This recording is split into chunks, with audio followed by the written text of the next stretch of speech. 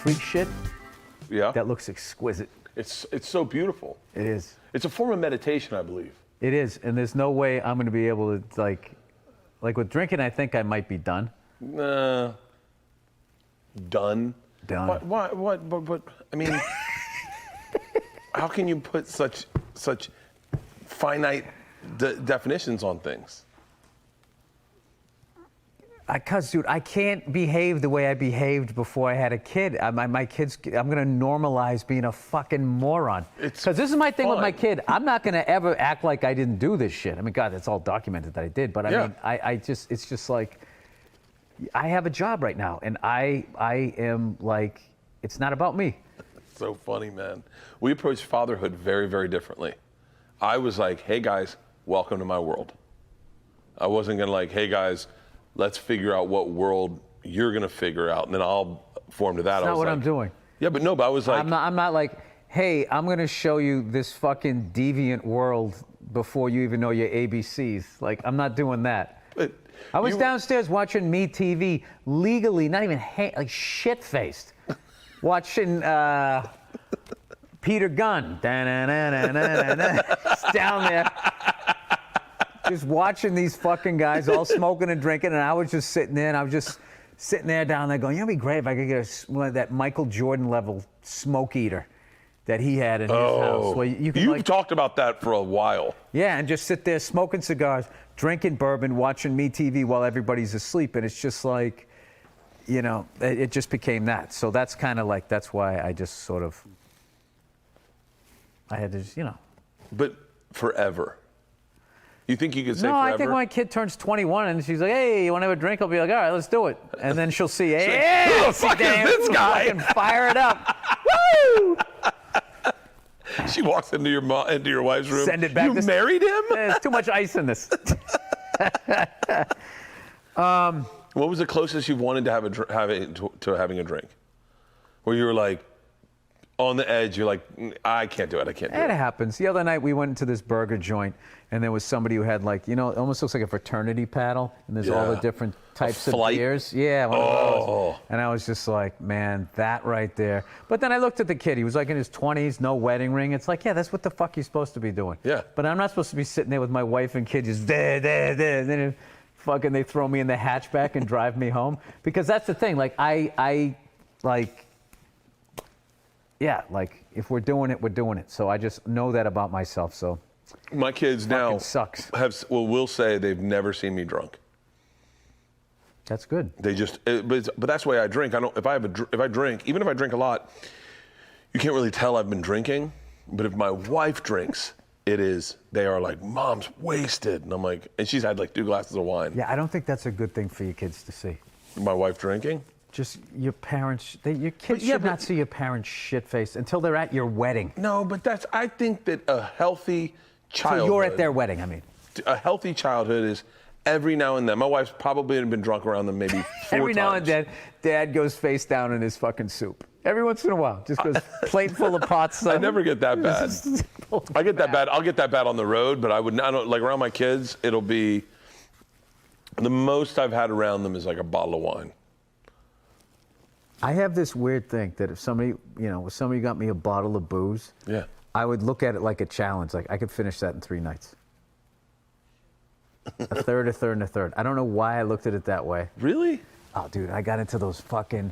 I bought those fucking ice cube trays. So you had the big ice cubes. Oh, you know? There's nothing better than over preparing for an evening of drinking. Oh yeah. I had the cup with the cigar holder in it. Dude, I have these glasses. This guy made them down in El Segundo, a glass blower, right?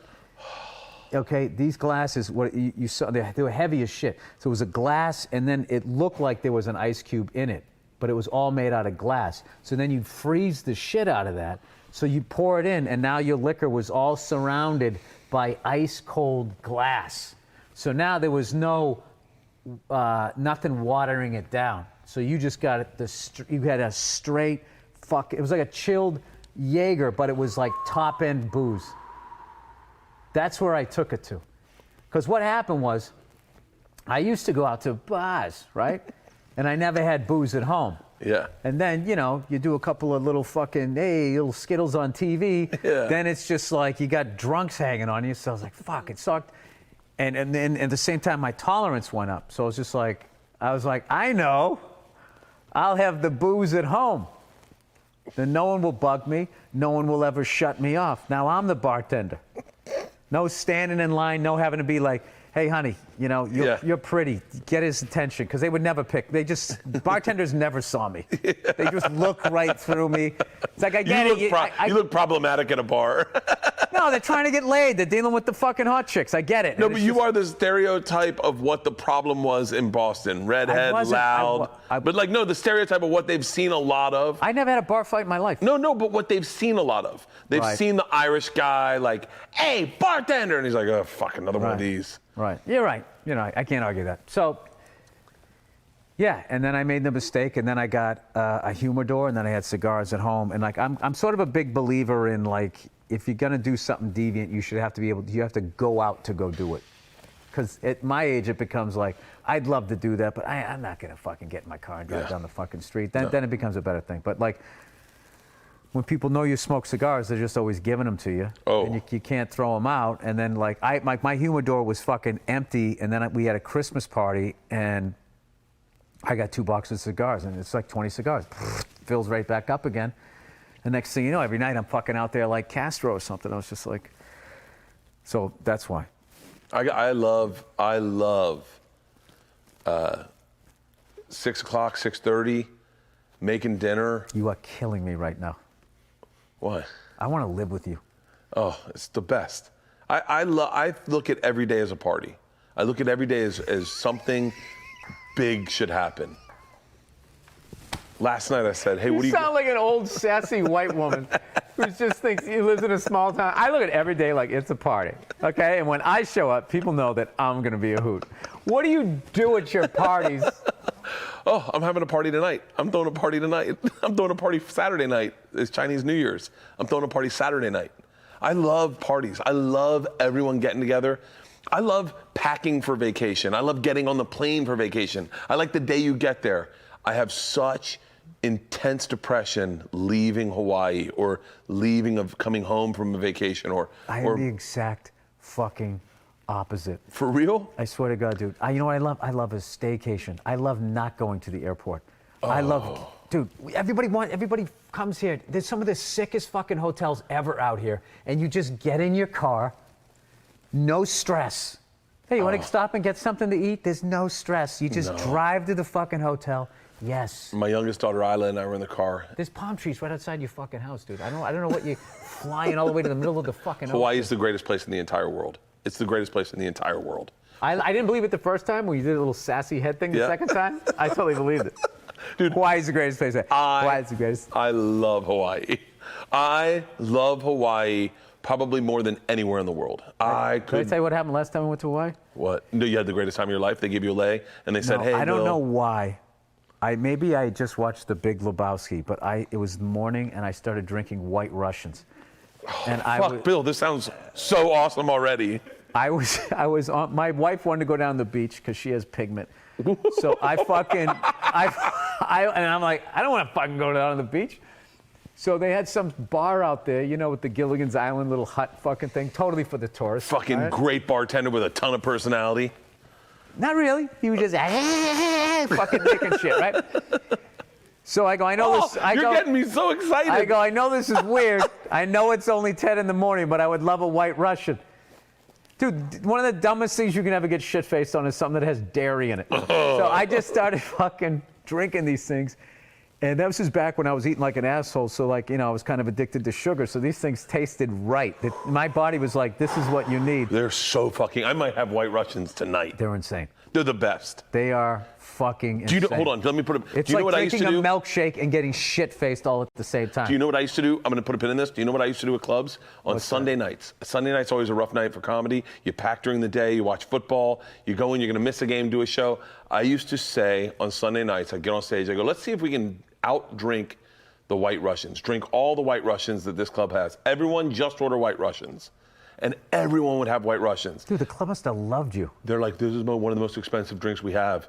Well, you're making a killing for us. It's half the reason I toured was that I would come in on Sundays and sell White Russians through the I'd have fucking 4 on stage. People would be having 9 White Russians. People are farting like crazy. Dude, murder White Russians. Murder them. Keep going. Okay. I love that this is maybe my best Bill Burr story I've ever heard. So my wife is like just taking in the sun. She's frolicking in the surf, and I am up at this fucking Gilligan's Island bar. I am fucking crushing White Russians. I had like 4 of them. And she fucking comes out, you ready to go? I was like, yeah, I'm ready to get it. She goes, how many did you have? And I was like, 4. And she just starts laughing. So now they're in me. So now it's like sugar, right? So I want to keep going. So we go to the airport, and I find a place, and he's fucking making them. And I had like another fucking, I think I had like a total of like 7 or 9 before I got on the plane. I was so fucking hammered. I got a group text going with Ian Bagg to start a fucking what's that fucking game where you slide on the ice in Canada and you let go of the thing? Curling. Curling, yeah. He wanted to do it, and I just said, fuck it, let's do it. I was just feeling all fucking drunk, and let's get together. And so Ian got all excited. And I think it was Bartnick, me, and Bartnick's like, yeah, fuck it, I'll do it. And I got all of this excitement going. Blind drunk. Couldn't even remember doing this. I still feel, every time I see Ian, I try to apologize for that. For getting excited for that. And then I got on the plane, dude. And I fucking passed out so hard. It's the best. And halfway through that flight, dude, I woke up with like a 9 White Russian hangover. Milk. Dude, it was like, I think I drank for like, maybe 4 days. I knew you thought it was gonna be a big number, but it was like, it was one of the worst hangovers I ever had. I felt like I drank like, I don't know, like antifreeze or something. It wasn't right. Oh, I love White Russians. I do too, but not 9. 9's a lot. I could have 2. I just got back into Bloody Marys. I couldn't do Bloody Marys. They gave me heartburn, and then I was golfing with my dad. Let's do worst experience, like drinks you had to like. The worst experience drinks, number 1, without a doubt for me, is Southern Comfort.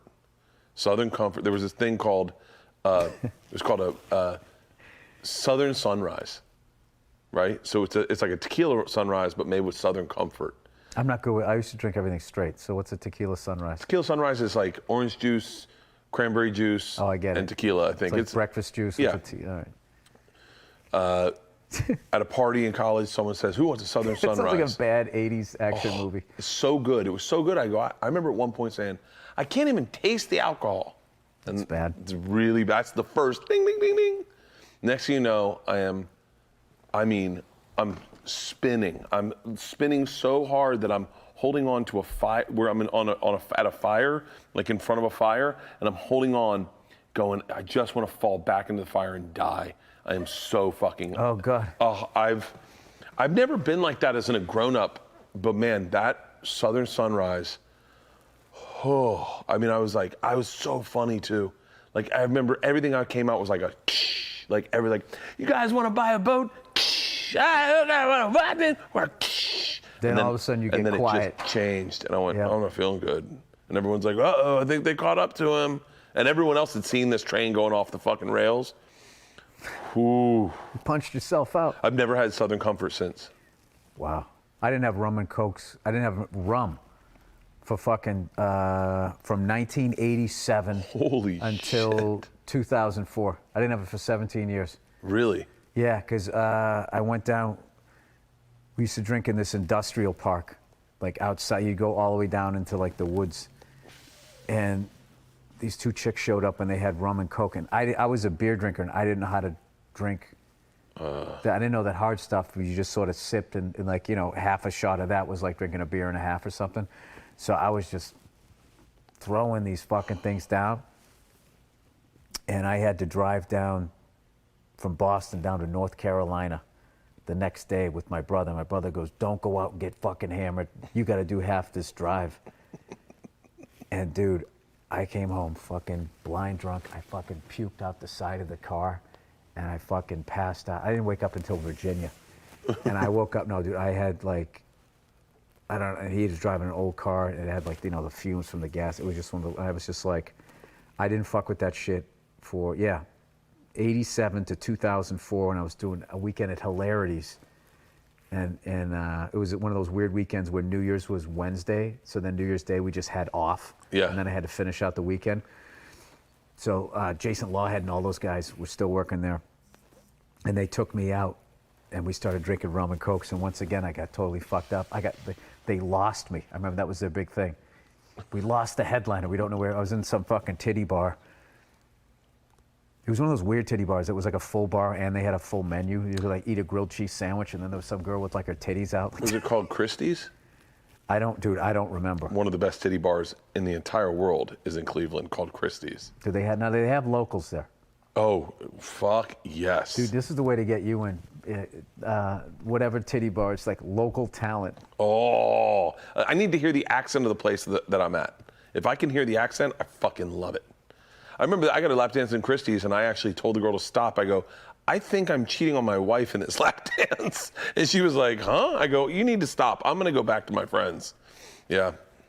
You still go, I haven't been to a titty bar like I've been recently a few times because I never had gone with money.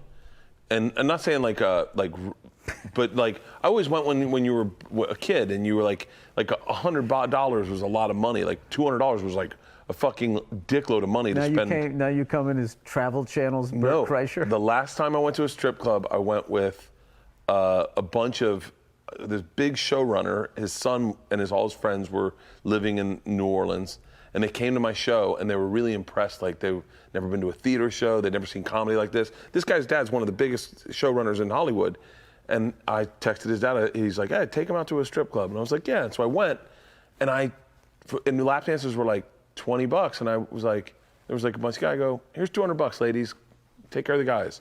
And all the girls just hung out with them and like sat on their laps. And $200 wasn't a ton of money for me. And I went, oh, this is fucking fun. Like to make sure everyone's having a good time. I didn't get any lap dances. I just drank and talked. And these kids were like, college kids were like, dude, this is the most amazing night of my life. And you're like, it was $20. I gave the girl $20. It was so much fucking fun to be the Hugh Hefner of the club as opposed to the degenerate who's like, one more lap dance. Can I get one for 15? You know? I used to go to this one with a couple buddies of mine, literally just to drink, because it was a cool place to drink, and we would stay up at the bar. Best. We'd stay up at the bar, and when the women would come out, we'd go over and we'd just put money on the table, and then we would just go back up and we would fucking argue sports and everything. It was fucking, we used to call them board meetings. So we would go there. How great is this? Well, because we would go there and no one would bug us. Yeah. That's what we would do. So this was like, I don't know, like 7, 8 years ago. And we would go over there and we would hang up at the bar or whatever.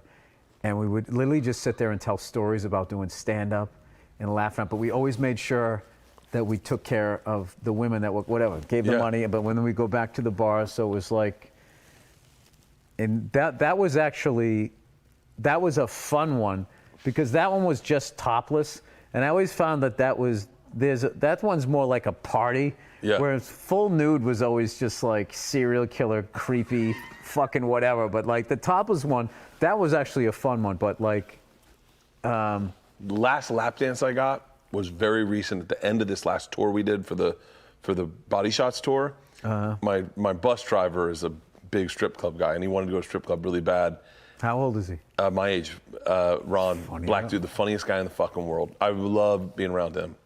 He makes me giggle. I don't get like it because it's such a jerk off. It's like you're not getting laid. But it's for Like, what is- not to like what is the point? Not to speak. Not to. This is gonna. I mean, just I don't know if I'll say it. But for black dudes going to a strip club is a different experience. It's like for him it was like a fucking night out. It was like this. Oh is yeah, what- Atlanta, it's like a party. Like, Yeah. the black club was a party. Yeah. The white one. I remember this chick down there said, yeah, she goes, yeah, white clubs, man. Those things are, it's like all Yeah. creepy and shit in there. I Oh. was like, yeah. We had so I don't know, much- what kind of creepy? We went in, I took out $1,000 and I said, I said, passed around to all the guys we were with, all my openers with us. Guy from Australia was with us, very funny comedian. You're really baller Bird, aren't you? Oh, and I gave everyone money and I said, I want everyone to have a great time. It was the end of the tour. It was the last night of the tour. So I said, we took them out. I take care of all the drinks, gave everyone money. And at the end of the night, this girl comes up. Oh, Bill, I had the best lap dance I've ever had in my life.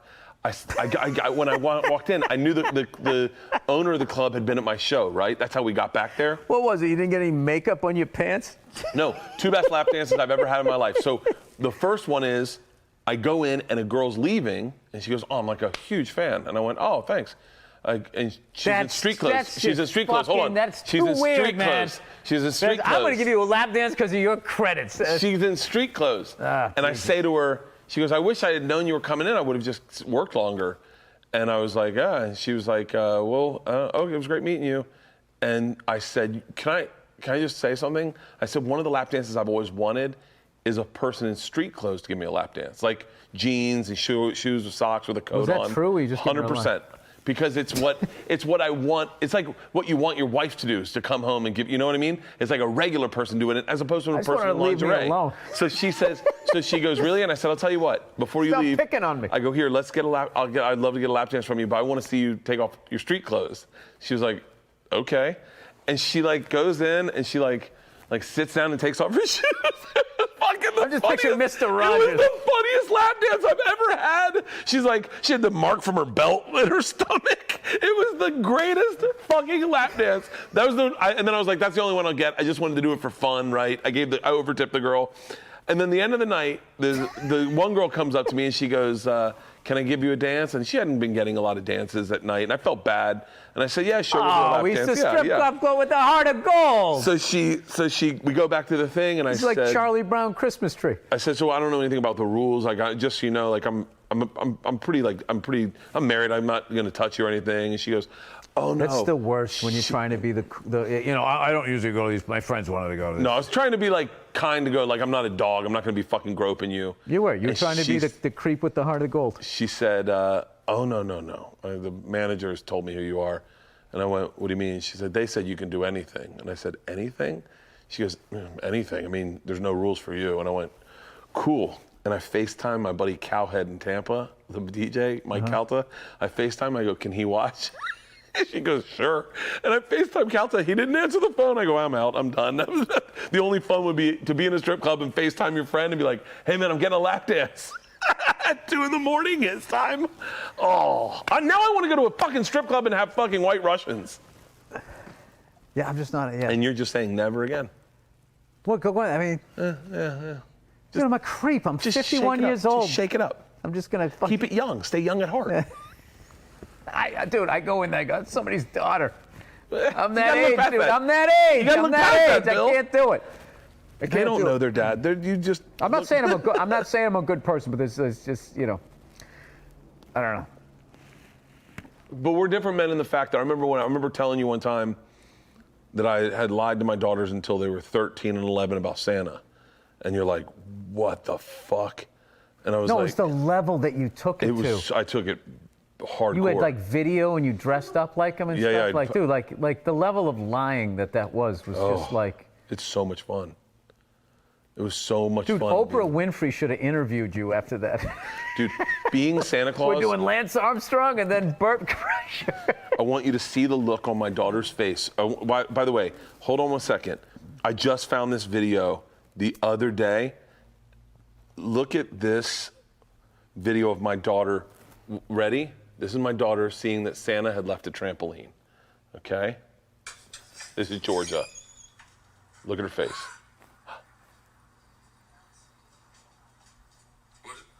It's a trampoline. What? Daddy? Are you? What? What? That's cool. Yeah, Yeah. Santa left her a trampoline. Well, yeah, you can do that. You don't Yeah, have it to was the fucking do the greatest. the I grainy miss this video so of it much. happen. Oh, that video. I'm going to get the copy of that video and give it to you, and you can play it inside this. It is the best editing work I've ever done. They put the GoPro up. Because you did it with love. They put the GoPro up to catch Santa with a fucking 16 gigabyte card. I'm like, "Ladies, we're gonna be running all night. We done 128 gigabytes." And they're like, "What?" And I was like, "Don't worry. I'm gonna plug it in to the wall. I'm gonna put the gigabyte. We got it covered." And they're like, "Really?" Now I'm on their team. We're all on the same team. They go to bed. We all go to bed. Let it normal, right? We let it run for like an hour, and then I come in and I just spliced that part of me walking in. And the dog stayed the same. The cat stayed the same. Everything was identical. I just pulled it out, and I got under the mantle, and I jumped down with a bell in my hand. I had a bell in my hand and a white glove on and a flashlight. I jumped down and I fit the flashlight around, and then I took the flashlight up to the GoPro, and the glove Santa comes doesn't up. come in like a burglar. Turns the GoPro around, and I walked around. And I started messing with presents, right? Then I played it for them Christmas night. They're like, "Oh, we should check the GoPro." My dad's there, my family's there. I was like, "Let's check it." My dad's looking at me like, "The fuck are you gonna check a GoPro for?" I go, "Dad, we tried to catch Santa last night," and he was like, do you think you got him? Like my dad's like, "You think you got him?" And I was like, "I don't know. Let's check the footage." And he's like, "Ladies, you're not going to see anything. Like I hate to break. They're getting older now." And he's like, "Guys, I hate to break it to you, but listen, girls, I think now would be a good time." And then you hear ching ching ching ching, and my dad goes, "The fuck is that?" And I go, "It's Santa." And my girls were like, "Oh my god, oh my god!" The glove comes up, and my dad looks at me and he goes, "Oh, I think you're fucking your children up." He said that, right? He said that right to me, and I went, "What?" And he goes, "You got to tell him right now." And I was like, "Dad, we got Santa. We got footage of Santa." Oh my God. So how did that play out when their friends found out, and then they're like, "I have documented footage." And then you have to be. You were sitting there like this when you were telling them? Were you just like, "Listen, Daddy hasn't exactly been forthright." Oh. Use Christmas confessional words. Hasn't been forthright. Yeah, I've already like. Your daughter's too young to even know what Santa is, kind No, of. she gets it, but she doesn't understand the impossibility of it. Like that one guy in a bag can somehow go all around the world in one night. Yeah, yeah. I'm already having like, why am I doing this? It's just because you just. So fun. It is. But who's it fun for? It's fun for me. Okay. You know what I used to do? I used to have my uncle, Pete, would call. You ready for this? You brought him into Bert's world. You ready for this? In my Shit is making me contacts, uncomfortable, Bert. under Santa Claus, it's a picture of him and everything, and it's my Uncle Pete. I could call him right now, and if I go, "Santa," he'll go, "Ho, ho, ho, ho." He'd call This up. is like a conspiracy. He'd call up every Christmas Eve. All the families are there. All the kids are I love there. that you have his cell phone number. I mean, that's like beyond having like fucking Brad Pitt or some fucking superstar's number. I got Santa Claus. My wife would go into the kitchen, right? Either that or my sister. My sister would go into the kitchen, and I'd put my phone on the table. And she'd call my Uncle Pete. She had a list of all the kids' names in the room and all the presents they wanted for Christmas. She'd call my Uncle Pete. So my Uncle Pete would be on one phone. His daughter, Laura, would be on another phone in Tampa.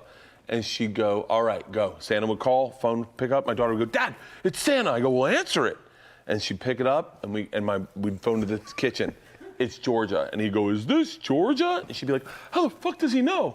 And be like, "Georgia, do you want a trampoline for Christmas?" She's like, "That's exactly what I want." And he He's couldn't like, recognize the uncle's voice. "No, he'd be a perfect Santa voice." And then we go, Did you audition all your aunts and uncles "No, to this see who is could my do the best? godfather. This is the best one." Then he'd go, "Is Max Fromkin in there?" And Max Fromkin would be like, "The fuck, you just said my name. Max, happy Hanukkah." And he'd be like, "Oh my God, oh my." It was like, it was next. Oh, fuck. You messed with a little Jewish kid? Were they mad? Max Fromkin. Were they mad? By the way, Max Fromkin. That's like you're forcing your fucking religion and your pagan rituals on him. We're gonna have to run this by his dad, Stephen, to make sure we can use his name. Beep the name up, Max Fromkin. The first time we did it, Bill went like this, right? He's a very literal child, very literal child. "Max Fromkin? Is Max Fromkin in the room?" And he's like, "Santa?" And he's like, "Happy Hanukkah, Max. I understand you want a bow and arrow." And he was like, looked at his dad, he goes, "Dad, I need to talk to you outside right now." And he walked outside with his dad, and he goes, "You got to tell me right now if this is real, because if this is real, we need to stop with this Jewish thing. We need to like he really Yeah, melted that's what I'm down. saying. Yeah, melted down." And Stephen looked at him, and he goes, "Hey, buddy, it's his uncle, but don't say anything, because all the other kids." And now he's got to carry Now that he's gonna thing? carry that fucking. Oh, my God, Bert. I'm not the best parent. It was so much fun, though, to see the look on their eyes. Dude, you know what you're like? You're like that one of those guys on American Greed, where it just kept going and like the Ponzi. You got to scheme. hear my uncle It's like a do it. Santa Claus, but now I want to know. No, fuck it. I I'm want to calling know. my uncle. You got to hear his. This is. He's a lawyer. Hey, Pete. How you doing? Good, good. Hey, real quick, I'm with Bill Burr, and I'm telling him about when you used to play Santa. Can you just do the Santa voice one time for Bill? Okay, ready? Yeah. And who is this, little Bert Kreischer? Yes, Santa. I'm here with Bill. I'm here with Bill Burr, Santa. That's right. That's right. Hello, Phil, or is it Bill? It's Bill. It's Bill. He's a stand-up comedian, and he really wants A new microphone. a new microphone. Okay. Well, we're just gonna have to get one of the elves on that task tonight. But the big question is, if you're naughty or nice. Bill's been very nice. He stopped drinking for a year now, Santa. Oh, what was the naughty drink he was drinking before that? White Russians. Yeah, anything brown. Anything brown. Anything brown. Well, that's my Santa, Bert. Oh, Pete, I love you. I'll talk That's to you later. amazing. He literally sounds jolly. He's the best. It was the best. Oh, and Merry Christmas. I love you, Bill. Pete, I'll talk to you later. So let me ask you this. So you went this far with it. Yeah. What was it like the day when the feds show up and you're Bertie Madoff at this point, and they fucking show up, and you got to basically tell them that all of that shit to that level was a fucking lie. Please don't start crying. No. Isla lost a tooth. The girls were still sharing a room. They had bunk beds, but they were both up here. Leanne and I had just come back from a party. Isla lost a tooth. I had a glass of wine. We're putting the tooth under the pillow. Isla wrote a note to the tooth fairy, and Georgia's reading a book. Georgia's got a book up here. Isla puts it under, and Isla just turns real quick, like face to face with me and Leanne, and goes, "Are you guys a tooth fairy?" And it just caught us off guard, and you can see Georgia peek out from the book. Georgia's 13 at the time. Peek out from the book, like over the book, and Leanne goes, "Okay, there's something we need to tell you." Oh, God. And she goes, "Honey, do you want to take this?" And I said, "Yes, Mom and I are the tooth fairy." And they went, and Isla goes, "Yeah, I thought you guys were." And Georgia goes, "Yeah. And but by the way, Georgia, she can say what she wants. She could tell she was like, "Fuck, they're the tooth fairy." And then Georgia still got the book up, and she's like, "Yeah. I kind of got the idea that you guys are the tooth God, fairy." this is fucking uncomfortable. And so the book goes back up, and Isla goes, "Okay, so what do we do?" And Leanne goes, "Well, Mom's still going to leave you a present for losing the tooth, and I'll put it under your pillow, and you'll get it in the morning." And Isla's like, "I still get the present?" And Leanne's like, "Yeah, you still get the present." She's like, "Okay." Puts her in the pillow, sits up and goes, "Hold on. Are you guys Santa Claus?" And I start fucking melting, and I'm like, "Okay." Now the book slowly drops again, and Georgia's eyes pop up over the book. I go, Mom and I, it's been the funnest experience of our lives to get the opportunity That's a to good be response. Santa, Oh, God. to get to be Santa for you. I can't tell you how much fun it is. And Georgia's eyes widen like, fucking shit. And the book drops, and she's like, and we're like, Mom and I were both Santa Claus, and it was really fun. And we don't want you to lose the experience of Christmas. But now what we'll do is you guys can help be Santa for Teddy. There's their cousin, and we'll show you how much fun it is to be Santa. And Georgia's like this, and I go, "Georgia, are you okay?" And she goes, like, almost like holding. She goes, "No, I knew it." And we're like, "Baby," and she goes, "No, I've known it for a while. And we were just like, "Are you okay?" And she's like, "No, I'm totally fine. I totally get it." And we were like, "Listen, it's been a lot of fun being Santa," and then so we go, "Are you guys okay?" That is probably the best way you could have. It's been a lot of fun. It's been a We'd blast. Enjoyed. Oh my I go, God. you guys would go to sleep, and then we'd get you guys to, the look on your face in the morning was just so much fun and so pure to see your excitement. So then they go, "Okay." And so we start to leave the room, and all we hear is Isla go, "Hey, Georgia, do you think they're the Easter Bunny too?" And Leanne and I are like back in the room. "All right, hold on. We're also the Easter Bunny." And they're like, "You're the Easter Bunny?" We're like, "We're everything." It's all been It's all been a pack of lies. Fucking lies. It's been, dude, it was the funnest thing about being a parent was being Santa Claus. It was my favorite thing in the world to show shock and be like, "Huh, you guys got a fort for the backyard?" I remember putting that fort together and in the middle of the night, putting the fort together and then having the fort and pissing and moaning about the fort, going, "I had to put this fort together, no one fucking plays with it." And Georgia goes, "Oh, hold on, Dad. Santa brought the fort." And I went, "Oh, that's right, Santa brought the fort. Yeah, I forgot." If you want, I will call your daughter for Christmas. I'm not going neck deep in the lie, dude. You're gonna get a call Christmas Eve from me. Ho ho ho, Bill. It's so much fun, Bill. Right now, people are split because I think But I mean, just the to average have single that- guy looks at you going, that is fucked up. But I think there's a lot of married guys that go, we pushed it further than I we think should there's a have. lot of people out there that agree with me. That's what you're doing Hold right on. now. What do you? No. What do you think? Who do you think agrees more with who? Leave it in the comments, Dude, it's guys. one of those things where, like, I think that your kids had a better Christmas than most kids. Oh, they would have. I mean, we would arrange. But dude, like Santa's gifts were unwrapped. Our gifts were wrapped. So Santa's gifts looked like fucking FAO Schwartz. Like we'd set it all up. So if there was a train, it was moving when they woke up, and it was next. No, there's level. something really commendable that you loved your kids to deceive them that much. Oh my God. I mean, I'll get you the video of the Santa video and you'll see it. And to see what my kids saw, their fucking mouth, they were like, I remember Georgia goes, he's real. And I was like, oh, yeah. But as you're bringing this level So then of manic it got so joy, great. 13 that you years know old. that the fall is going to be. There were times. Each year you just keep jacking it up higher. There were times Leanne and I would be out to eat, and Leanne would just go, "Hey, we gotta fucking tell them." And I was like, she's like, Georgia's gonna be driving. I mean, she's like, she got her period. She should know there's no Santa Claus. I don't get how kids that old can go. I mean, I knew by the time I was 6. I knew when I was. Five or I found out six. when I was 11.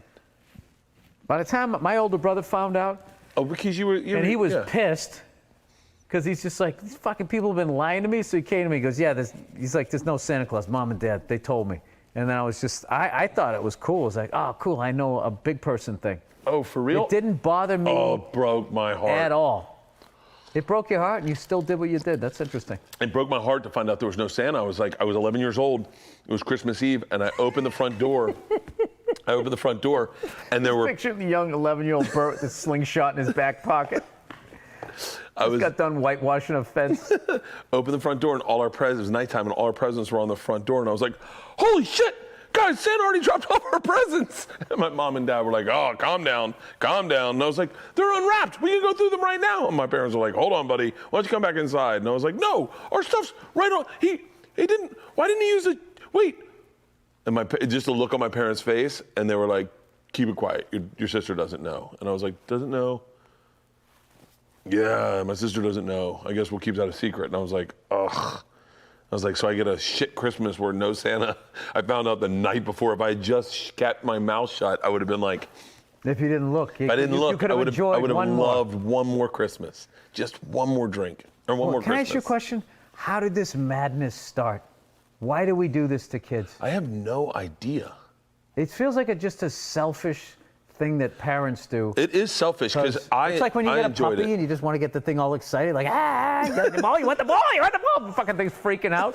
Just because you want to see, I just think you just want to see a kind of joy that you don't have as an adult and feed off of it and be like, I'm creating this. But it's just like, I have a friend of mine, he right out of the gate just said, yeah, it's all bullshit. You can't do that. Why? Because then you get some first grader that's like, it's all bullshit, man. And like, no one wants that kid. Let me tell you something. Let me tell you fucking bastard something.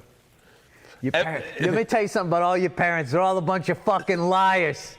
There's no Santa Claus. And Jeffrey Epstein didn't kill himself. Just fucking. Yeah, there's definitely yeah. I went as far as to reach out to a Santa. You went further than this? I tried to get a Santa to show up at the house when they were getting towards the end where they weren't believing. I was like, I bet I could get a high-end Santa to show up at the house and just be like, all right, guys, there's no Santa. And then he just walks in. Where are the non-believers? What the fuck? Guys, I was wrong. He's real. I would love to be a part of that in someone's life. This is what you should have done to What? get out of it. What you should have done is have a high-end Santa / stuntman. They do him up like he's dead, and he's in the Christmas tree. Yeah. No, he's in the chimney, Yeah. upside down. And then your kids see that Santa died in your chimney. You have fake news that you create. bring out just a bunch of cameras on tripods. That is on TV. Yeah. So then you don't ever have to tell him he doesn't exist because he died in your chimney. And that's it. Guys, we killed Santa. And they'd be like, ooh, gotta live with that. And then you're like, hey, there's no Santa. And they're like, oh, thank God, I thought we fucking killed the guy. No, I would just go with he died. He just died. Support for the Bill Bert podcast is brought to you by Manscaped, who's the best in below-the-belt men's grooming there is in the business. They just came out with the Lawnmower 3.0. I had the 2.0, and I loved it. I loved it so much, I would, take it to the balls, to the face. That's how great this is. This thing I don't think that's bad, hygienic. I don't think it's bad. My balls, I'd put them in my mouth if I could. It's all your pubes. This thing is out of the world, Bill. First of all, you slide this off. This is the guard, but this does not cut.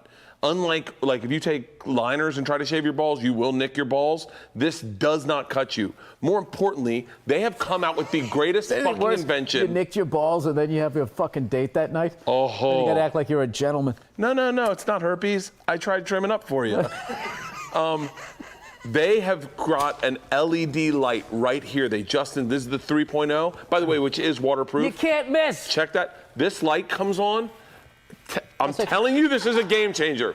When I go to trim my mustache, this light made trimming my mustache so fucking amazing. Take it to the balls, which I shave my balls on the toilet, so it's dark down there. I haven't seen a lot. This LED light, it was almost like the first time I tried alcohol and I went, oh, you're gonna be a friend of mine forever. Like, this light changes the game. This is the Lawnmower 3.0. They also I can't stop thinking of your balls in the dark on the toilet. Sorry. That's how I shave my balls. This is the 3rd generation trimmer, and it features cutting-edge ceramic blade to prevent manscaping accidents like I have had, Bill has had. Millions of balls are about to be nick-free thanks to Manscaped's advanced skin-safe technology.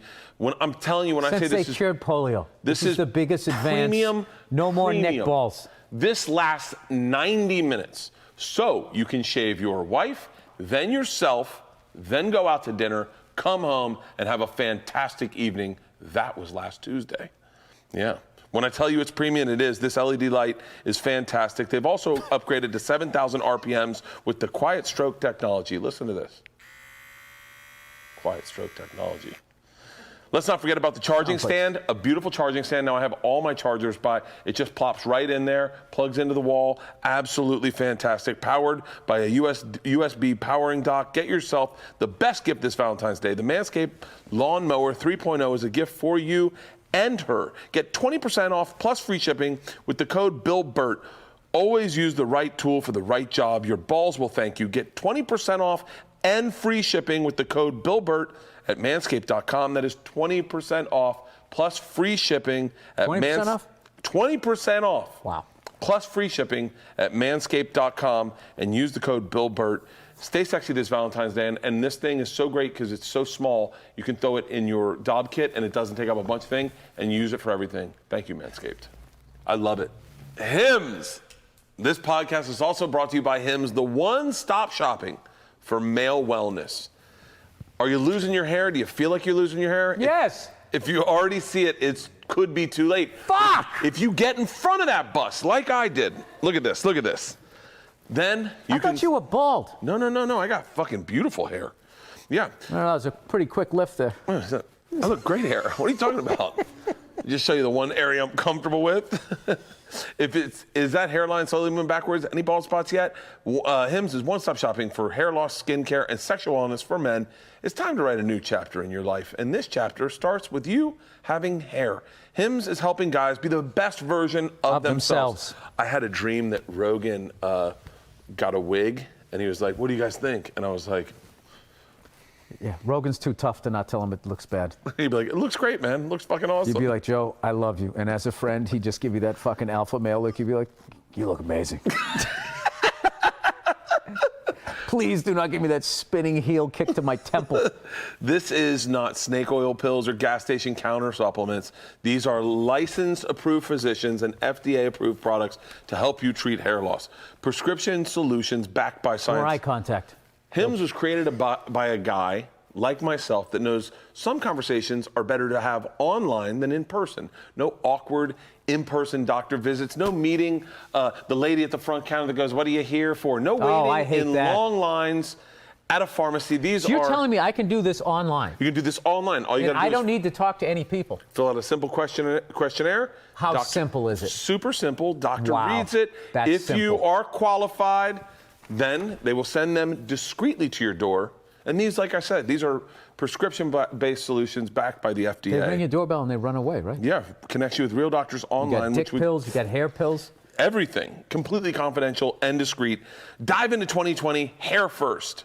This is an interesting way to say that. Right now, our listeners can get started with their first month for free. Go to forhims.com/BillBert. That's forhims.com/BillBert. Disclaimer. Prescriptions require an online consultation with a physician who will determine if a prescription is appropriate. Offer valid only if prescribed. 3-month minimum subscription. Additional restrictions apply. See website and full details for important safety information. That is forhims.com/BillBert. So when do you think you'll tell your daughter there's no Santa? The second she asks me, the second she goes, "Is this bullshit?" I'll be like, "Yeah." Dude, I'll tell you something I did even Sorry. worse. I'll tell you something I did even worse than that. It's something for little kids. You're a bigger kid. You get it someday when you get older, you'll understand this lie. I mean, how do you even get out of that? I don't even fucking understand it. I don't know. Everything about my daughter's future is bright lights to me, is the stuff that I want to show her and see if she gets into it or whatever. Everything. I told her I got the old truck, 3 in a tree. I want the fact that she's going to know how to drive that, and she was born in this century is going to be fucking cool as shit. She's a lefty, can already fire the ball. All this stuff I'm teaching, she knows how to swim. The only thing in the future that I see awful is this fucking bullshit. Hold on. And I'm only doing... You sound a little bit like, what was the movie of the little girl who's raised in the woods by her father to be a hitman? Do you remember that movie? What is it? Hannah. You sound like Hannah's father. Why? She's going to learn how to drive 3 on a tree. Like all the things you idolize. She's a fucking lefty. She can throw. No, because my wife's going to teach her all the girly stuff. Yeah. But I don't want to have... So many girls, they don't want to do anything. Yeah. They don't get exposed on how to do shit, and then they get all dependent on a guy. It's just like, no, I know how to drive a fucking stick. Go fuck yourself. Yeah. There's no second date. She'll have confidence. There's no second That's thing. it. Go fuck. I can drive 3 in a tree. What the fuck do I need you for?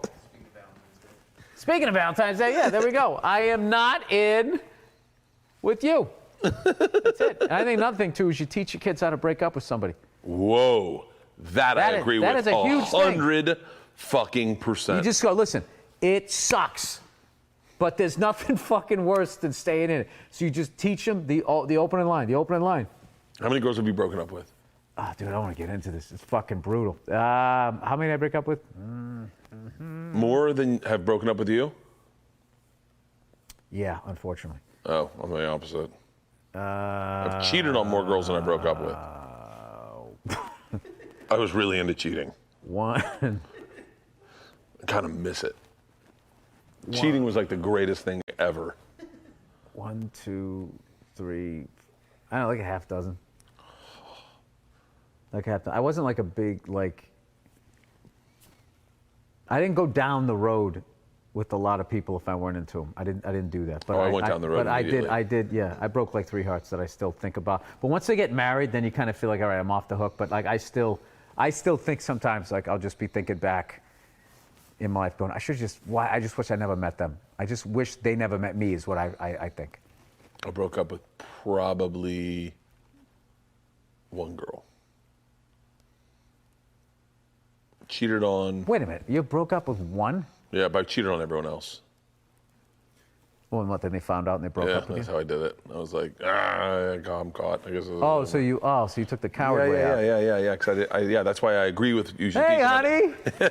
What? Oh man, you want to talk about a fucking rush of energy? Getting walked in on, cheating on someone.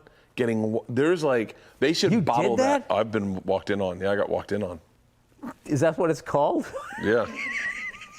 Oh, so fucking uncomfortable. I mean, it gives me douche chills now. Just the look on her face, introducing herself to the girl I'm with. Hi, I'm ... I'm Bert's girlfriend. And the girl was like, oh, I've heard about you. Oh, God, I fucking, that hurt. I just fucking, that feeling of just going like, I think Then doesn't she kill you? No, we had to have a conversation. Oh, that was rough. That was rough. I've been cheated on too. Oh yeah, I think anybody who stayed out there as long as I don't know. Yeah, I've been on both sides. Yeah, I've been on both Never sides. walked in on. I got walked in on. It was so fucking.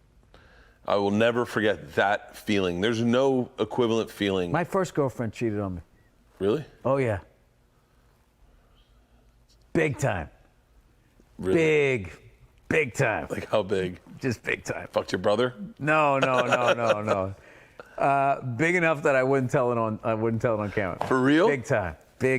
Wait, big time. And then I heard he had issues with women. I did not need to meet her, and I did. And then that just was like, it was just literally black is white, up is down. Oh. Everything is bullshit. And then my anger, all my childhood issues then caught up with me. That's why I'm started so fucking late. You know what I mean? And I just took me so long to get my act together. It was just like. How'd you find out? Oh my God, years later. Oh, you didn't find out when it No. happened? She broke up with you and then you found out later that she cheated on you? Yeah, no, I can't tell the story. Really? Yeah, it's a great one though. Oh. It's a fucking. Tell hints of it. Why can't you tell it? Can you tell without using just names? out of respect for the people that were involved. Like, yeah, it was. I learned that recently because I would tell stories about the girl. I had a girl sleep with my best friend, and I got to this place where I was like, I would say their names and I was like, because I was like, I don't give a. And then I thought one day I was in the shower and I was like, it's a real shitty thing to do is to, like they've gone on with their lives, but then if someone might work with them hears me saying their name somewhere. That's not a cool I don't thing do that. to do. And also because I was like, as much as the first one destroyed me, like I hurt a ton of people and I was a fucking asshole and you just like. It's amazing that. Well, you don't understand what you're doing. You just don't get what you're doing and how that's affecting fucking people. And I was so walled off. Like I should have been like literally tied to the side of a house. Like I shouldn't have fucking been allowed to interact with people for like a good 15 years of my life. That's what I consider like your 20s and 30s. You're just going out taking your childhood out on people, and you don't even know you're doing it, and then you're just walking around thinking that, you're the victim and shit like that. So that's the interesting thing. Yeah, there's a bunch of shit that if I went back, of all the shit that I would redo, I would redo all of my dating shit over again. And there was just so many people. I would never meet you. I would never talk to you. I would never do you. I would just completely stay away from you. If I could just somehow do that all over. And sometimes, sometimes I don't know why, you just sit there thinking about your past. And the amount of times I just go like, ugh. Yeah. I took, the last girlfriend I had, I think she cheated on me. I think technically, there's one also that I got a couple of those where I'm like, yeah, I'm pretty sure they cheated on me. I'm pretty sure. And then I decided, I remember I was living at that place across the street from the cellar, and I was sitting in the room and I was obsessing about it. Like I couldn't stop thinking about it. This is before cell phones, right? And so you just sit by the phone and hope they call. You go out and do something and check your answering machine when you got home. And I thought, I'll tell you what I'm gonna do. I'm gonna do something. I'm gonna make something, and I'm going to take a break from women for a while. I'm not gonna date anyone. I won't let myself date anyone. Right. I won't put myself out there at all. I'm just gonna focus on stand-up, and I'm gonna build a loft today. So I called my dad and I was like, can you buy me some wood so I can build a loft in here? And my dad's like, sure. So we called a lumber place. They delivered the lumber. That night I stayed up all night smoking weed, drinking, building a loft. I built a loft. And when I got done that day, I went. At nighttime, you're on the treadmill, got a glass of wine. I looked up, weed, building a loft. And I was like, all right, I did that today. I go, now let's do that with my career so that I'm in a place where people want to have sex with me as opposed to I want to have sex with them. 6 months later, I swear to God, 6 months later, I'm in LA. I had a deal with Will Smith. I had forgotten about this girl. I'm at a gas station, on Beverly and La Cienega, and she calls me and says, "Hey, I'm in L.A. We should hang out." I hadn't talked to her since I built that loft, and I was the greatest feeling. And I went, "No, I'm taking a break from everything." And she was like, "Wait, what do you mean?" I said, "I don't want to be like, I'm cool. I'll talk. No hard feelings, but like I don't want anything complicated in my life. I'm in a really good spot. I'm working." And she goes, "No, I heard you're doing a TV show." And I said, "Yeah, and enjoy LA, but I'm just gonna be by myself." And she was like, "Oh, you can't just hang out?" And I was like, "Nope." And I hung up, went back to Universal Sheridan, just was like, I'm good. I took that break, fucked me up, because when I met Leanne, I was still that guy like, I'm good. Because I had had so much success in such a short period of time where I was like, this is the plan, if you're a bachelor, you will succeed. If you have nothing else, someone says, "Hey, we need you in the Miami Improv." I'm good, I'm up, let's go. That mentality, and I believe that mentality fucks guys up if they stay there too long. If you get to a place, I always say this to Ari, and I can say this about Ari because we're friends, but Ari's been a bachelor for so long that he has a hard time wrapping his head around giving in to people. So when you're a bachelor, you're just always right. You're like, it's me tonight in my bed. I've got this. Right. And so one of the big things when you get married, you learn how to compensate and go and self-correct and go, oh, maybe it's not all about me. Maybe you give in a lot quicker. You bend at the knee a lot quicker than a bachelor. If you want to stay, if you want to keep it going. It's a really interesting dynamic about men. They wrote all these books about men of how to get laid, how to get this. There should be a book about how not to I remember Gary Valentine. How not to hurt people. Yeah. How to break up with people. There should be something for everybody. They don't teach you how to do it. That's why I always try on my podcast. I always try to say, this is what you say. Listen, we need to sit down and talk. You sit down and talk. You say, listen, I'm not happy. This relationship isn't working. I don't want to be it. And you just get it out. You just say it, however you're going to say that, and then it's going to suck for another 2 to 6 hours. But don't get talked back into it. Just hold your fucking ground. You're out. Yeah. Stay out. The second you say it, you're out. You're out. This is, by the way, this should be a manual for every 18-year-old guy and girl watching. Yes. Is say the words, take that Band-Aid off, and once you do it, do not go back. Don't go back, and you are out. And then if you then don't get back into this is what everything I wish somebody told me. How to get out, and then how not to go, get dragged back into an old relationship, and then how not to immediately go into another one. And that's my biggest mistake. And just fucking live your life and do what the fuck it is you want to do, and stay out of those things until you meet somebody that you're actually, you're not doing it for the wrong reasons. Like, oh my God, I can't believe this person likes me. I like you because you actually like me. I don't like myself. Dumb reason, right? I'm gonna I'm lonely. This is convenient. Well, nobody else is giving me a shot. All these, you don't even think about it, but that's literally fucking reasons. You'll waste 6 months, a year, and then you're what you knew from the very beginning, you then say a year later, then you end up hurting somebody. It's fucking terrible. If I could just go back and not do all of that shit. I broke up with a girl the only girl I can say I broke up with. I broke up with her, and the one lesson I will say is, if you take them out to eat, break up with them towards the end of the dinner.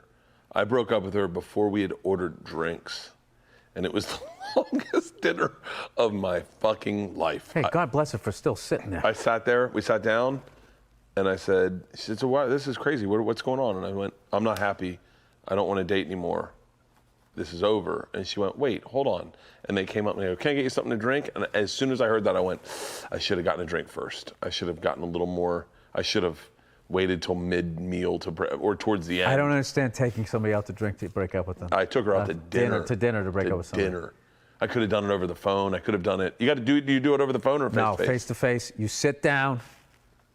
So give me the perfect scenario. Say me Dude, and you. Al Madrigal had the best one. Al Madrigal, when he would be in something long enough where the woman would have stuff over at his house, he would pack up all her shit. We need to talk. He'd go over to her house With the shit? with the shit, Oh my God. hand it to her, Dead man walking. and just walking say, up the thing "That's with a little box. bit." But what was great was, He's got a white hazmat suit on. but what was great was wiping prints off her Yeah. doorknob. It was what over. what was great? What was you said? because then what happens is, like, you know, just how women want to discuss all the feelings of it, is you just have that one talk and it's done.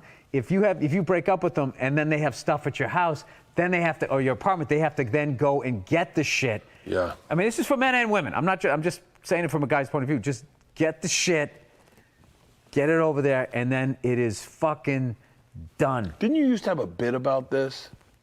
No. I would Dane Cook had one. about The van. The van. What was the bit? You didn't know how to get out of it, and it was a breakup service. Yeah. And a van would pull up, and you just go in it, and they drive away, and then a guy'd come up with an earpiece and just be like, "Yeah, listen, it's over." Wait, it's over. He's in the van. He's in the van. It's I'm over. gonna need to get his CDs. Yeah, it's just the whole fucking thing. Yeah, they came in, they just packed up the shit. You just step into a van. It was fun, kind of like, you know, the Breaking Bad episode, you know. I never saw Breaking Bad. Well, I'm saying Dane's Bick foreshadowed the Breaking Bad episode where when you were to get your new identity, I know it was a van, a guy would just pull up in a car and you just got in and then you were just gone. And you had your new identity and he just took you somewhere. And it was over. Yeah, that is a. Do you think breaking up. anybody's ever done that? If there's actually really a service like that, someone who was just unhappily married. But nowadays, I don't think that you just can't abandon a family. I don't know why I'm saying this like it's a Just bad walk thing. away. You used to be able to just fucking leave. Like I'm going to get cigarettes and just walk away. Now I used to do a bit about that. Was that what I'm thinking of? The fucking feeling of elation when you're walking out that door. If you're that unhappy that you can leave kids behind. All your clothes, everything. How miserable are you that you're just fucking walking out, and when you just walk, and as she's going like, "Don't forget to get blah, blah, blah, blah," you're just thinking, that is the last fucking time I ever have to hear. And you're trying to like hold down your joy. You got it, honey. You got to be like, all right, I'll get it. And then you just leave, and it's just like, what is that feeling when you get to that train station and you're just on that train, you're just looking at your watch, oh, they're probably starting to wonder. And you just go, and you go to that new town, and you go into that bar, and that first person comes up to you, "Hi, what's your name?" And you're just like, Mike. Mike Phillips. Nice to meet you, Mike. You married? Would you? No, I'm not. And in the back pocket, the fucking ring goes away. Hey, you gotta see this Mike Phillips, man. He's fucking a great guy. And then you just sit there, and then you just start inventing this thing, and then it was fine. Then you meet, you marry, you find love, and then your wife wants to vacation in the city that you abandoned a family. It's like a movie. And then you have to go back, and the whole fucking time, "Honey, why do you keep putting your collar up? I'm a little cold. It's like 80 degrees out. What are you doing?" That's fucking wild. I can't imagine. Abandoning a family is fucking wild. Like if there was a drug, like you're saying, that drug, you know, when she walked in on you, if you had that fucking feeling, I mean, that's like the end of like, what was that Argo movie or whatever, that Ben Affleck movie, what the fuck? Where they get, where you're in the plane, you're like, let's get the fuck out of here. Like that's that same feeling. Ladies and gentlemen, we reached 15,000 feet. We are clear out of missile strike range. You're like, Yeah. I had that feeling when I left fucking India. I did a gig in India, and they had this thing where I had to send my passport to San Francisco to the fucking whatever, the consulate or whatever the hell it was, to get a work permit. And then it said, just to let you know, when you get there, you got to go to the embassy to get, or some fucking thing, to get a piece of paper so you can leave. Like, if I don't get the piece, it's not a big deal. So I fucking go there, and I'm only there for 36 hours. So I land the night before, and we're literally driving there, and there's those guys in like the scooters, but they're also like enclosed. Oh my God, I'm in fucking India. This is amazing, right? And so that day I go down to the fucking embassy thing, and like they won't let the promoter go in. And then it's just me English-speaking dude, and I'm in there trying to get this piece of paper saying that I could leave. And then there was this pop star, plays the piano, gorgeous woman. They didn't let her leave. That was the story they told me. So-and-so was here, they didn't let her leave. And I'm thinking in my head, they didn't let her leave? There's no fucking way they're letting me leave. So I went up there and I was just talking to the people, and I just remember I was hanging out with this chick from Afghanistan, and she was trying to get out. And I was like, this is like fucking Stripes, where he was going like, son of bitch, shit, son of bitch, shit. Except I was in the class, I wasn't teaching the class. So I just remember finally, I was getting really nervous, and I finally, I got this piece of paper, and I said to the lady, I go, so if I show this at the airport, this means I can leave, right? And they have this thing over there where where it's not yes or no, they don't nod, or they do like this bobblehead thing. So she just goes like, I'm like, what does that mean? And she just sort of laughed, like, maybe, maybe not. So that night I'm doing my gig, and I'm just like, fuck, man, like in my head, I'm like, I don't know if I can get out of the fucking country, right? So I fucking do the gig, and then afterwards, I hung out with all these comics. It was hilarious. They were asking me all normal comic questions. Yeah. How do you write? Do you write on stage? And then finally some guy goes, who's the comic out there selling the most tickets that you just don't think is funny? And I was like, oh my God, this exists over here? Great kids, right? So I got to the airport, and fortunately, I was taking a red eye out, so there was nobody there, and I kind of guerrillaed my way past this guy, because he's looking at the paper. You need blah, blah. I go, I got the paper right here, and he's looking at it. I go, I missed my flight or whatever, and he's fucking doing this shit. Yeah. I was just like, buddy, I gotta go.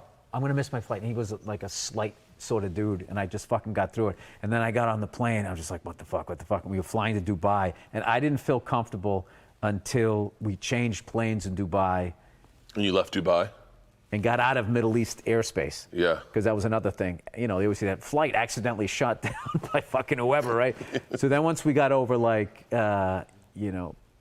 wherever the felt, Turkey, Greece, then once we got over there, then I was good. And that was the greatest flight, because we used, I used up all my miles, and we flew Air Emirates, which is the greatest fucking airline. Top notch. It's the sickest plane. Yep. Stewardesses are all hot like back in the day. Dude, you get your own little private room. Well, no, that's like 15 grand. I flew that from Right, don't Bali. big league my story before you fucking kill. Right? Sorry. So I go to get up. Now I'm feeling good, like, oh, thank God, I'm getting out. So I walk to the back of the plane, like first class upstairs, and we walk to the back to go to the bathroom. And I walk in the back, and there's this big open area, these people standing around. There was a semicircle stand-up bar with 6 people sitting on stools, and then this bench. And I was like, oh my God. So I went back to the seat. I go, Nia, come on back here. She goes, what? Come on. I go, I want to buy you a drink. She goes, what are you talking about? And I walked her back there. She was like, oh my God. And we sat down on the bench. We both put like seat belts on. Yeah. Clicked the glasses. And it was an amazing tour. I actually flew around the world, because I started in Australia, New Zealand, then went to Singapore, Hong Kong, then Mumbai, and then from Mumbai, Dubai to New York City, and New York back to LA. So all you flat earthers out there, I'm telling you, it fucking exists. I was thinking about doing that to start my fall tour. I'll say it, but I'm doing St. Petersburg and Moscow to kick off the fall tour. Mm-hmm. And I was thinking about going around the country, going around the world the other way, doing a date in Australia, New Zealand, Singapore, Hong Kong, Mumbai. I would love to do something in... I would route it a little different than that. I would go start in Mumbai, then go Hong Kong, Singapore. No. If you go Mumbai, No. I want to start in. I want to start in LA.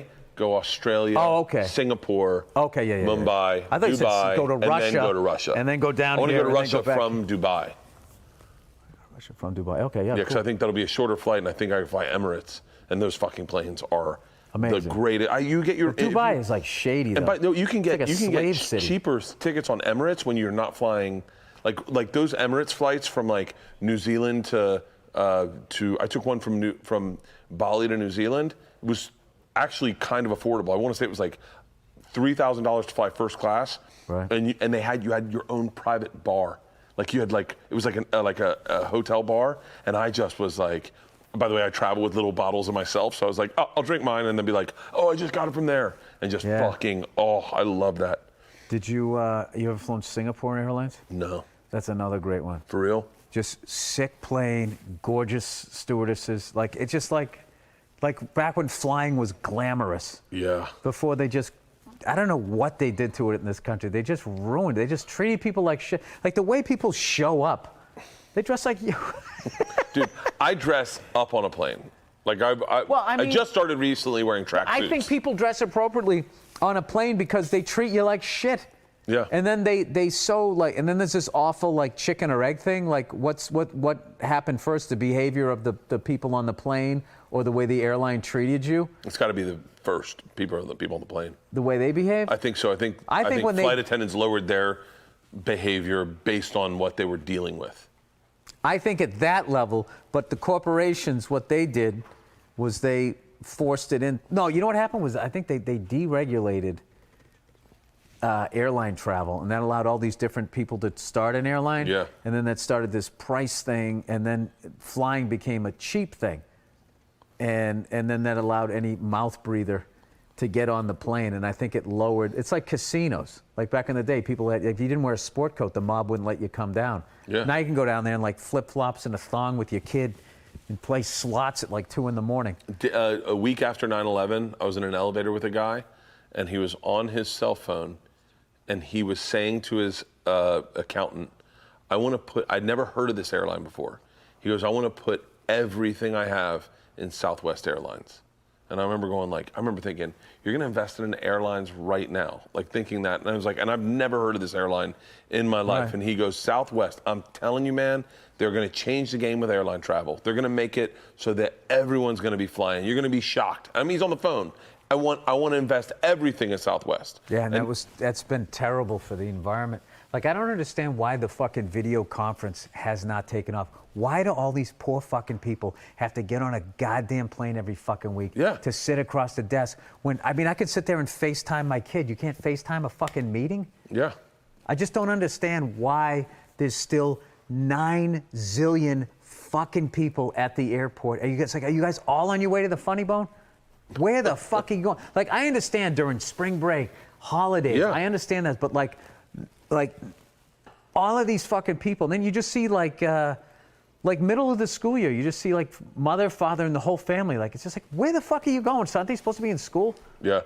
I always say that with Traffic everywhere. Like, I think traffic, it's Uber, Lyft, and Postmate people just circling, waiting for someone to fucking call them. Because people try to do the thing, well, if they didn't pick you up, you'd be out there anyway. It's like, I would go out there and drive to where I'm going and come back. I'm not out there circling, waiting till I figure out where I want to go.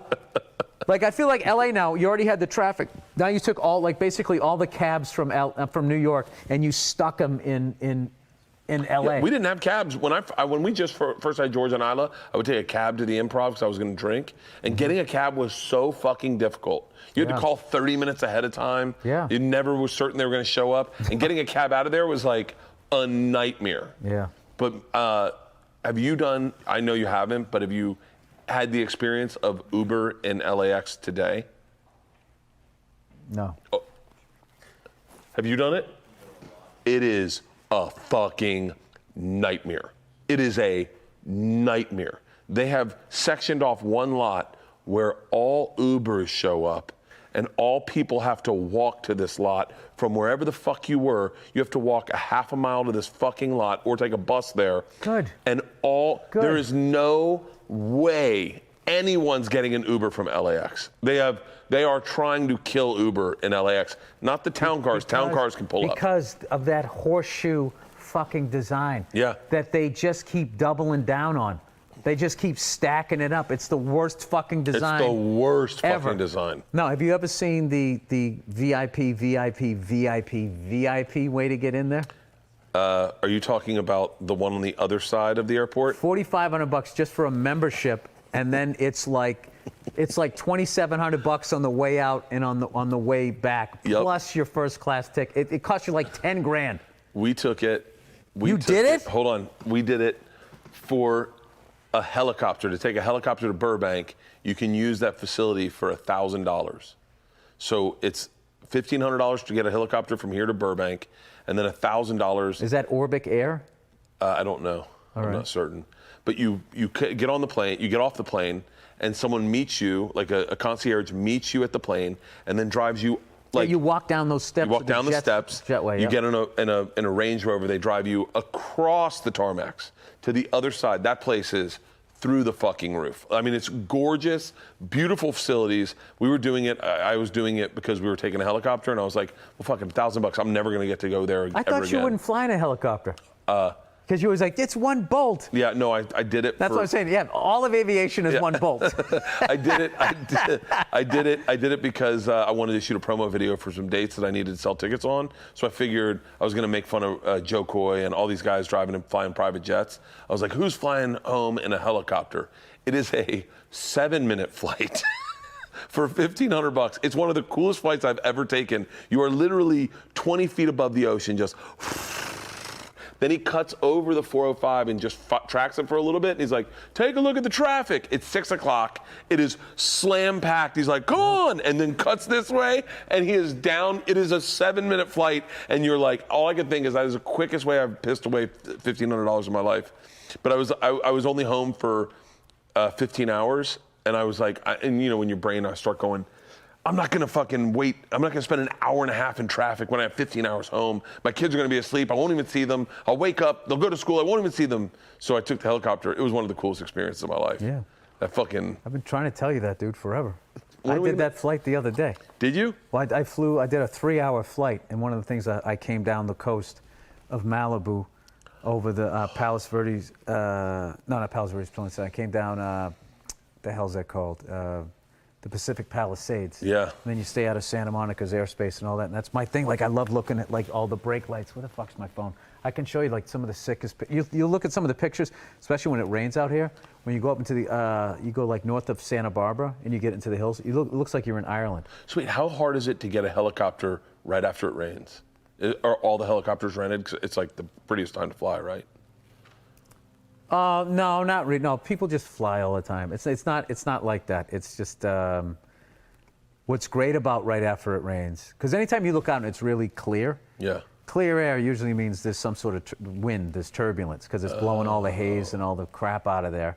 So the more hazy it is, The smoother the air is, which is sort of, you know, it's just like life. You always got to pay a price. So the greatest thing ever is after it rains out here, is it knocks down all that dust and all of that shit. And then if there's no wind that day, if you're flying, like LA is one of the most beautiful things you'll ever fly over. It's gorgeous. It has some of the most beautiful homes, and just as far as the topography, the stuff that you can see, like.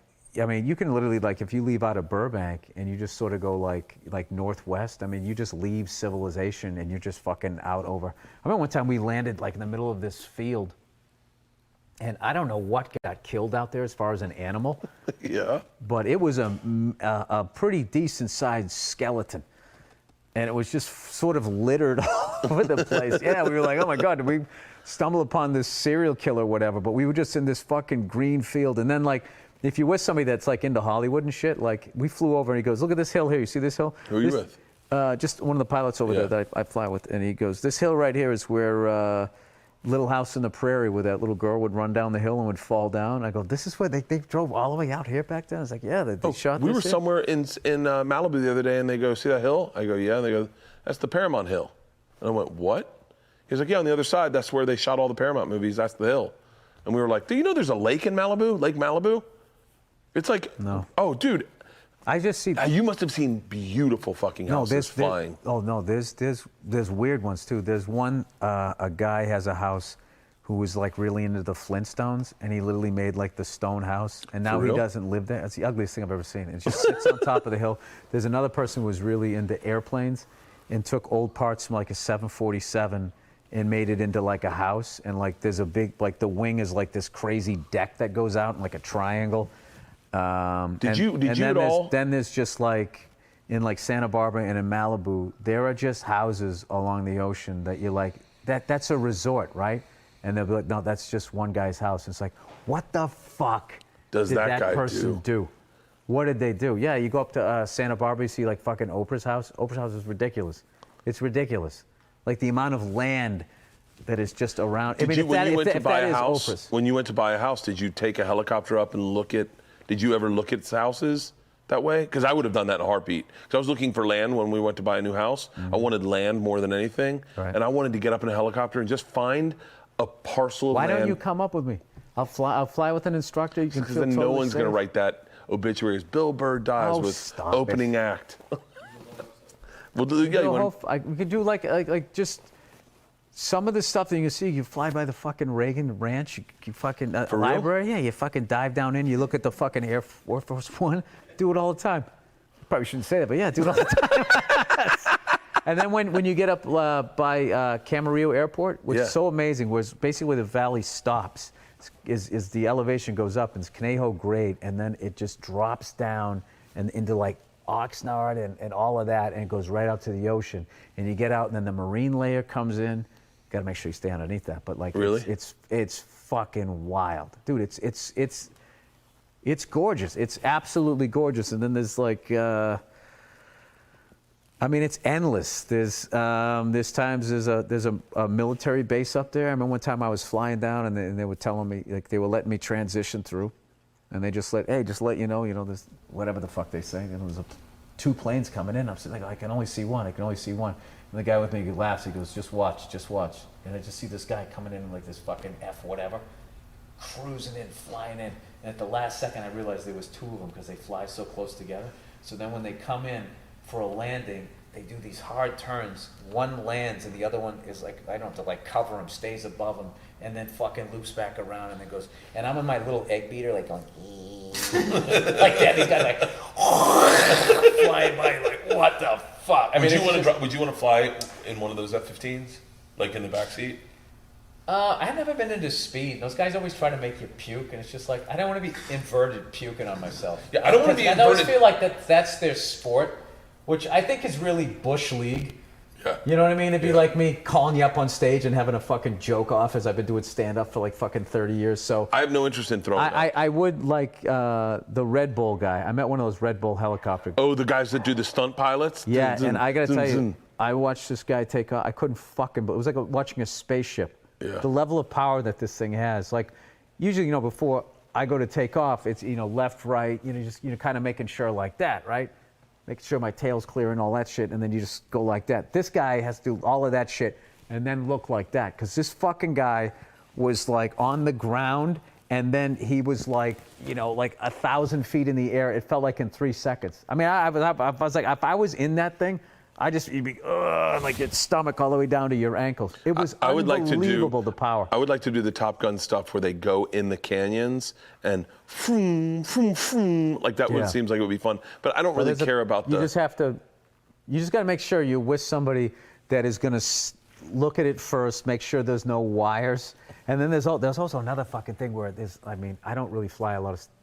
Occasionally, I'll fly a 44 that has hydraulics. Yeah. The 22 that I fly, it's literally like a car with no power steering or power brakes. You really have to fly it like, and the main rotor is really short, so it's fucking squirrely. But that's why I have most of my hours, so it feels normal to me. And when I get in anything else, it feels like a Cadillac. I'm like, oh my god, this thing flies itself. So there's a thing with hydraulics. I forget what it's called though. But if you were to fly, and if you were making like serious inputs, like slam, slam, slam, like that, what can happen is, I don't know, something with the liquid or whatever, it gets stuck here. And what you have to do, and you don't have enough strength to pull it back, so what you have to do is you got to chill and let it sort of fucking, whatever, it reset, and then you can go back. So there was some fucking idiot doing that in the Grand Canyon with a whole bunch of people in there, and it got stuck, and the fucking rock face was right, boom. Over. We took a Fucking helicopter. over. So make sure, if you're going to go out with somebody who's going to do some shit like that, it's like there's a fine line between having fun and then being a YouTube video. We went to what's the thing in Sao Paulo in Brazil, the mother, the statue like this. You know the statue in Brazil? Mary. Yeah, the Virgin Mary or whatever. We took a helicopter up there, and we're up there, we're circling it, and then the guy just went out over, like, now we're, I don't know, 10,000 feet, I'm guessing. Instantly, yeah. And just hovered, just didn't move, just stayed still, and we're just dangling. And I had never had more panic. And he was like, it didn't speak any English. And I was like, we're ready to go down. And he's like, no. And he just waited there, and we were just hanging in the sky, and I was like, Mom, Yeah, you know, it's funny. I don't like doing that. I don't like doing I it. still don't like doing that. Yeah, just sitting there. It's weird. And Yeah. then there's a thing, if you're pulling too much power, you can actually start to get into your own wash, and then you start going down, and then your instinct is to pull more power, which creates more wash. It's called settling with power, and then you just then it's like you're going down an elevator shaft. But all you have to do is you lower the collective, you gently push the cyclic forward, and then you go back into cleaner air. Where you I like that fight. the one thing I'm terrified you know how to get us out of. We should do that. We should go up in the. I'd love to go on a helicopter ride. Can I drink? No, Why? I talked to the FAA. No. Wait, the FAA won't let me drink? Yeah, no. Why? Or they just don't want some fucking drunk idiot like you with flip-flops, and you can be. What if I put on a straitjacket? But you can basically reach. I don't know. Maybe because I don't know why that is. Because maybe because you can just sort of reach up and grab something, do something fucking stupid. Yeah. When you're in something smaller, I just don't think they want somebody shit. You can get shit-faced on a fucking DC-10 where you can't break down the cockpit door without an axe. Yeah. I think that. Yeah, that's what I want to do. I want to do fucking edibles. That's exactly what I want to do. No. No, what you should see is like what I love about helicopters is it's like what we give up in speed, the shit that you can do. Yeah. Like we landed, after we flew there, we went to Malibu, and there's this place where he always drops people off or whatever if they just want to have this scenic thing. Like the sun was going down and all. He's like, oh, dude, you got to check this out. So he had me land on this this hill out in, I guess it's Malibu. There's a little picnic table there and shit. So there's a little degree of difficulty making sure you're away from that thing and all that. So come right in over the trail, and then there's a little flat part. You just set it down, and you just on top of Malibu, just looking out at the fucking ocean. It's unbelievable. And it's just like, I can't believe I get to just do this. And then he's like, you want to shut it down and hang? I was like, no, I got to go. So we just lift up and just, hey, we want to go down the coast? Get a little lower. Let's have fun or whatever. Like, it's amazing. It's fucking amazing, dude. It really is amazing. So, like. I'll do it. I'll do Yeah. it. Let's do it. All right, that's it. That's Thank it. you again for watching the Bill Bert Podcast. Cast.